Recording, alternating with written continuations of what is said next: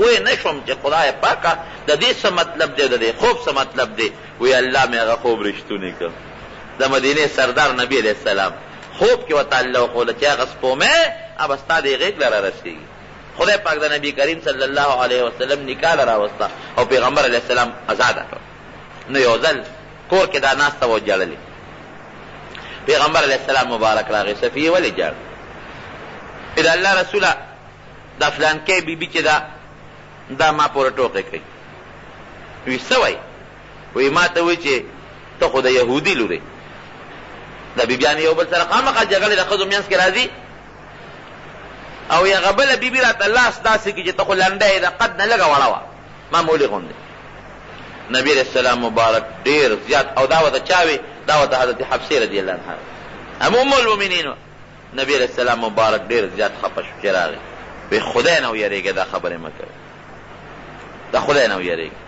تا د دې په حق کې چې دا صرف دونه لفظ وي چې دا وړه ده، د قد نه وړه ده. وی دومره خرابه خبره ده دا دومره د خدای په نیز باندې د ګناه خبره ده چې که دا خبره د خوږو اوبو د دریاب سره ګډه کې د دریاب خوږې اوبه به ترخې کړي.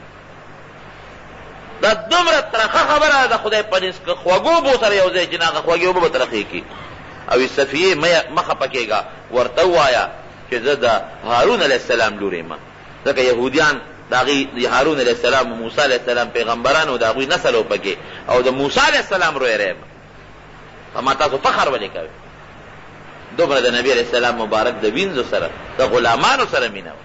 حضرت اسامه ابن زید د زید زوی دی، زید مرئی دی او اسامه د هغه زوی دی. زید خشته او خوبصورت او دا زوی اسامه تورو او ماشوم دقه دی به نبی علیه السلام په دې کونډۍ کېنولو. مرئی او د مرئی زوی څوک په کونډۍ په جامو کې ځان سره کېنئ، دلته به یې کېنولو. عایشه بیبي فرمایي یو ځل یې پوزه راوبېدله. وی ما ورمنډه کړه چې دا پوزه ولا عقل ولا پاک کم، پوزه ولا پاکه کم. وی نبی علیه السلام مبارک په خپلو نیازبینو لاسونو ولا پوزه پاکه کړه. وی ما ته یې پرېږده زه به ولا پوزه پاک کوم.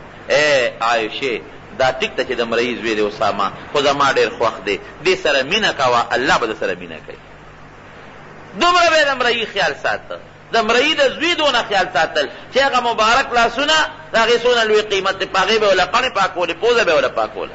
دا حق دی، دا رحمت دی نبی کریم صلی الله علیه وسلم.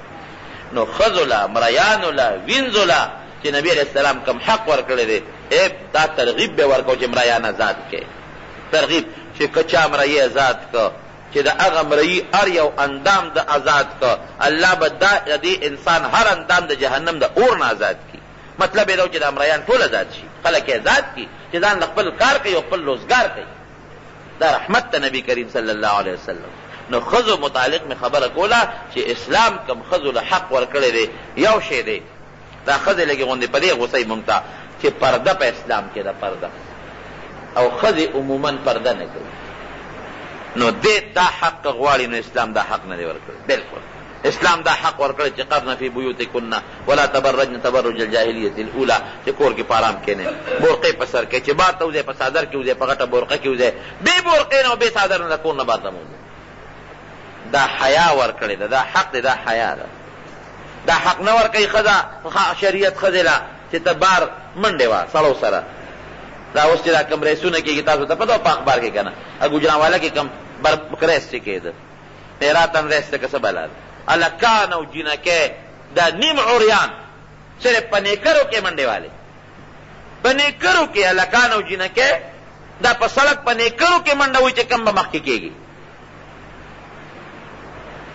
دا د غیرت سره او د حیا سره مناسبه خبره ده؟ نو چېرې دا خو بې غیرتي او بې حیایي ده. د دې شریعت اجازت نه ورکوي، بلکې شریعت نه چې انسانیت هم د دې خبر اجازت نه ورکوي. د چا خور به پردي هلک سره څنګه په سړکونو منډې ووایي، د چا لور به پردي هلک سره په سړک څنګه منډې ووایي. شریعت ته خوا کا ده، انسان هغه انسانیت هم دا نه غواړي. نو صاحبه ګوجرانواله کې منډې والې هلکانو جنکو، زمونږ یو ډېر لوی عالم دی، زمونږ د چینې د علاقې دی. تاسو به ځکه نه پېژنئ چې عموما په دغه کې پاتې کېږي، په ګوجرانواله کې قاضي حمید الله صاحب، او هلته په ګوجرانواله کې زمونږ د جمعیت علماء اسلام د قومي اسمبلۍ ممبر هم دی او ډېر لوی عالم هم دی. هغه ورپسې صاحب راغی سره د خپلو شاګردانو سره د ګوجناوالۍ د مسلمانانو او عوامو او راووتل چې د خدای ظالمانو دا څه کوئ؟ دا لوبې خو په لندن او په امریکا کې هم نه کېږي، دا خو د خوا کې ګاونډي ملک د هندوستان کې هم نه کېږي، را تاسو چې څه کوئ؟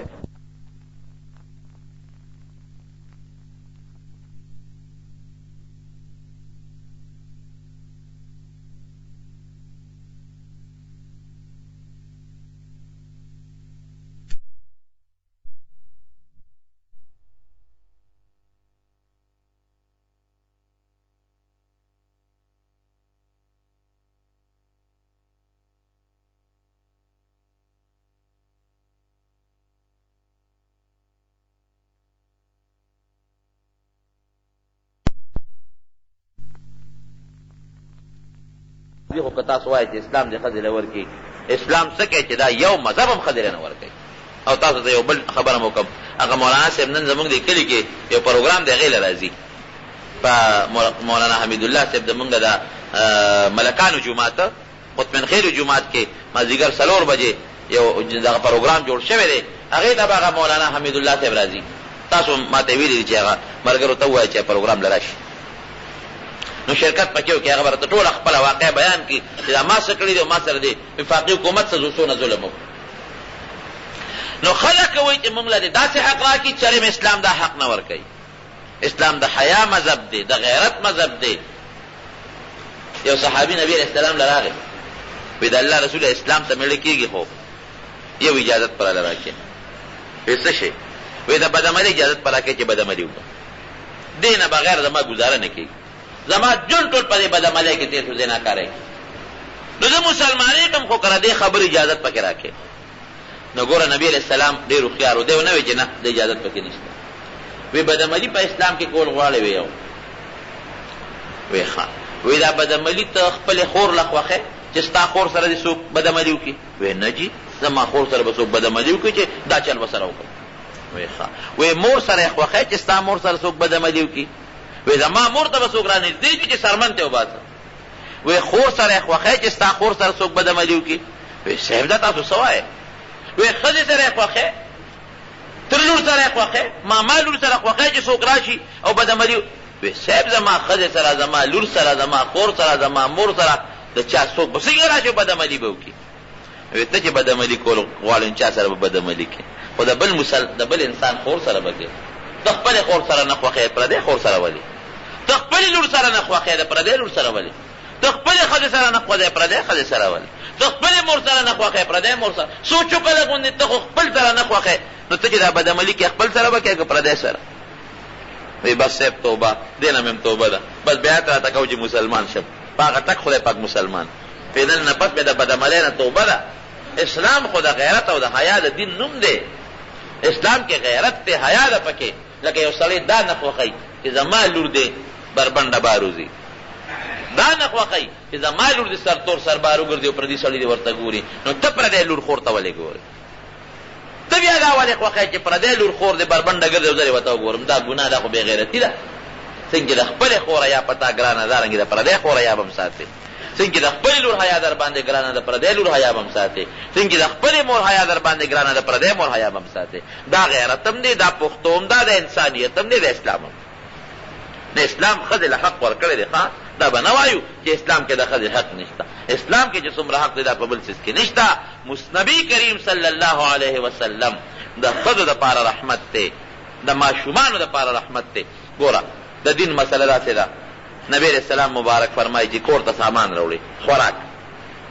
عموما خلک د بازار نه میوه راوړي، نو چې دا کور ته راوړي نو لور له ورکه، زوی له مه ورکوه، لور له ورکه. ښه نو تاسو په خپله پې سوچ وکړئ چې کوم خوراک تا زوی له راوړه، نو هغه زوی یې ګورې چې ګوتی په ګوتو وموني نو په خپله ازمه کي، چا له تکشیم نه ورکوي. او چې لور له دې ورکه، زه ته پې سوچ وکړه څه چل وکړي هغې سره؟ هغه زر یو سی مور له ورکي سنبالیږي، هغه کیلې یوه کي نو رونو له م ورکي. نو دا لور له ورکه، زوی له مه ورکوه. لور یو عجزه شي دی، کمزورې شي دی، خوشحاله به شي. او بیا د دې زمانې لونه رښتیا ووایه چې د چا لونه واده دي یا په کور کې دي، پلار او مور ته څونه دعاګانې کوي. خوري پردی دعا مور او پلار ته کوي. رزق پردی خوري دعا مور او پلار ته کوي. اغوندې پردی دعا خپل مور او پلار ته کوي. اوسېږي پردي کور کې د خاوند په کور کې او چې مونځ کوي لپه لاس دعا کوي نو هغه د خپل مور او پلار دپاره کوي او د خپل وروڼو دپاره کوي. دا د ښځې خاصیت دی. او زوی اوهو توبه وباسه چې زلمې شو او ښځه وکړه مور او پلار چې کوتکي نه چې دا سر پې وایي دعا هغه داسې هغه هسې لګیا دی ګردانې یاد کړی چې خدای مور مې وبخه پلار مې وبخه د مور او پلار په وینو هم نه رضا کېږي. دې وجې نه نبی کریم صلی الله علیه وسلم په جینۍ باندې د جنت زیرې کړی دی او پالکې نه دی کړی. ګورې چې کوم انسان د هغه لور پیدا شي لور او دا انسان د هغه لور په صحیح طریقه تربیت وکړي رب العالمین به دې مور او پلار له د هغه لور د وجې نه جنت ورکړي. د زوی یې نه دي ویلي چې د زوی دې تربیت وکړو الله به جنت درکړي. د لور یې ویلي دي. لور معصومه ده محتاجه ده د پردي کور ده معصومه ده معصومه. زوی خو د الله ګټه وټه کولی شي هغه تکړه دی په خپله برېتې شته تاوی به برېته په پلار به هم ظلم کوي او په مور به هم ظلم کوي. د جینۍ متعلق فرمایي. او جنت هم ګورې ښځو ته الله آسان کړی دی. سړی به جهاد کوي په ښځه جهاد نشته. سړی به دله ګټه کوي په ښځه ګټه نشته. ښځه د پیسو ګټلو مشین خو نه دی. موږ خو ښځې د پیسو ګټلو مشینات جوړ کړي دي. شریعت وایي نه ګټه به ته کوې دا د پیسو ګټلو مشین نه دی. دا به سردار د کور ته به راوړې او دا به یې پخوي دا به درله درکوي. خبره مې دې پورې کوله چې د ښځو حق دا په اسلام کې ګورې ثابت دی. د ماشومانو حق ثابت دی. د نبی کریم صلی الله علیه وسلم متعلق الله فرمایي وما ارسلناک الا رحمة للعالمین. ماشومانو له رحمت ای په ماشوم به رحم کې. من لم يرحم صغیرنا ولم يوقر کبیرنا فلیس منا. چا که د مشر عزت ونه که او که چا په کشر رحم ونه که وایي دا زما طریقې والا نه دی. کشر به د مشر قدر کوي او مشر به په کشر د رحم لاس راکاږي. دا رحمت شو د نبی کریم صلی الله علیه وسلم. دویم د مسلمانانو په منځ کې چې دا کم رورولي ده او د اتفاق او اتحاد دی دا د چا د برکت نه د نبی علیہ السلام د برکت.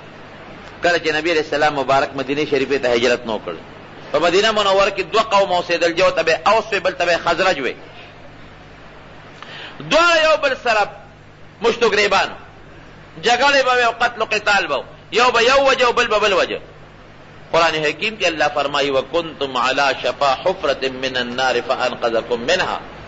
وی تاسو خو د جهنم د کندې په غاړه ولاړ وی ځکه یو د یو د وینې په تاک کې چې دی به کله وجنم او بل د وینې په تاک کې چې دی به کله وجنم. چې مسلمان بې ګناه مسلمان مړ کې خو جهنم ته ځي.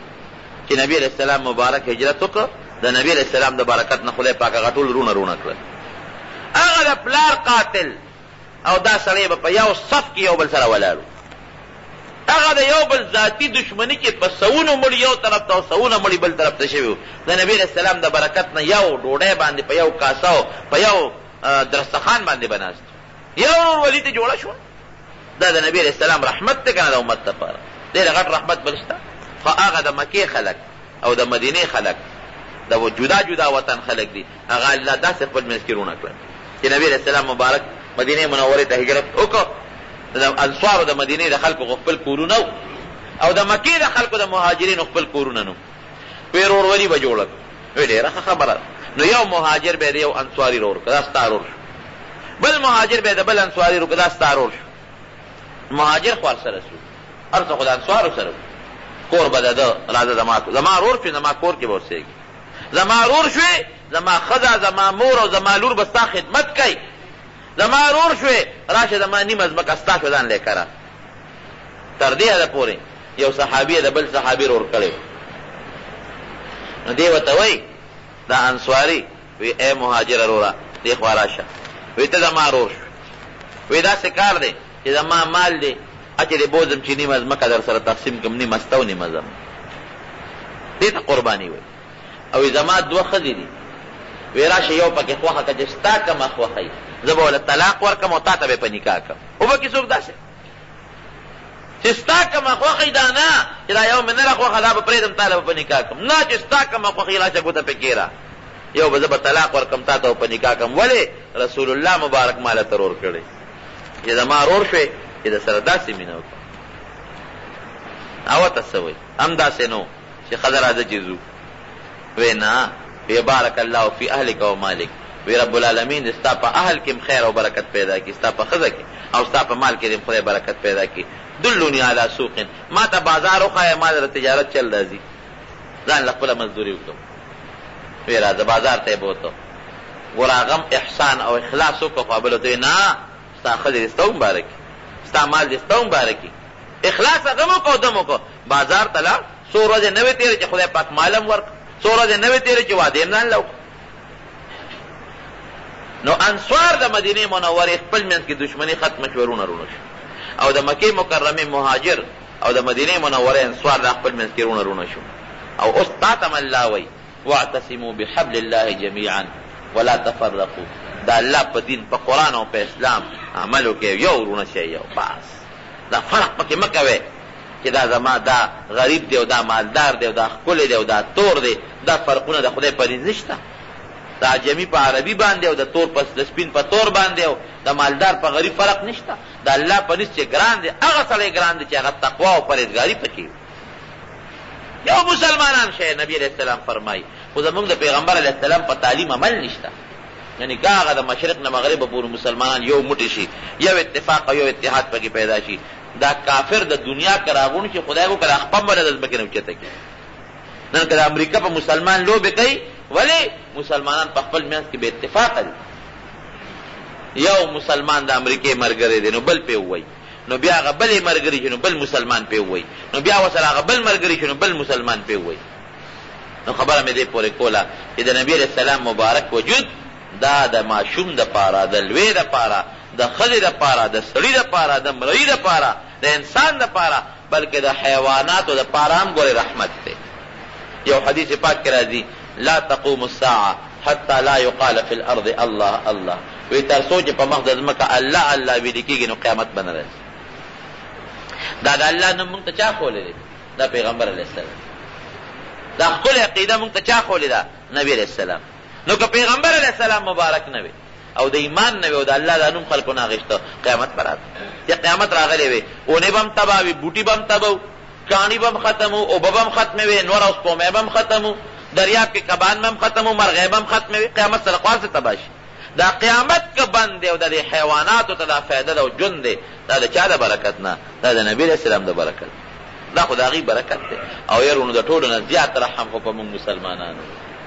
که نبی علیہ السلام مبارک نه وي زمونږ ایمان به کم ځای و، مونږ دا خور او لور پیژندل به کم ځای و، زمونږ د مور پیژندل به کم ځای و، زمونږ دا خشته ښکلې مخونه او دا خشته ښکلې ږیرې او دا چې الله ته مزېدار ودرېږو الله اکبر وایو او دا په جوماتونو کې د الله نوم اخلو الله اکبر وایو، دا به کم ځای و. رښتیا ووایه دا د چا د برکت نه؟ دا د نبي کریم صلی الله علیه وسلم د برکت. په هر چا رحم کنه. وی ګوره وی د بچو په وخت کې به ښکار نه کوي، وی داسې ښکار به نه کوي چې د هغې نه بچو ته هم ضرري. وی میږي مه وجنئ، دا ګوره په میږو باندې رحم، میږي به نه وجنئ، ظلم به ورسره نه کوئ، په اور به مخلوق خدا نه سوځوئ، د اور سوځول بند. دا رحم شو که نه شو؟ بې ځایه به یو حیوان نه وجنئ. کافر چې کله د اسلام د اصولو پابندي او د اسلام د احکاماتو پابندي ساتي دی، کافر د هغه ګرجې ته به هم ګوتې نه وړئ. چې د مسلمان په ملک کې د نظم و ضبط سره خپل ژوند تېروي، د هغه ګرجه په امن، هغه کافر په امن. د هغه کافر وینه ستا د وینې په شانتې ده، د هغه مال ستا د مال په شانتې دی. ګوره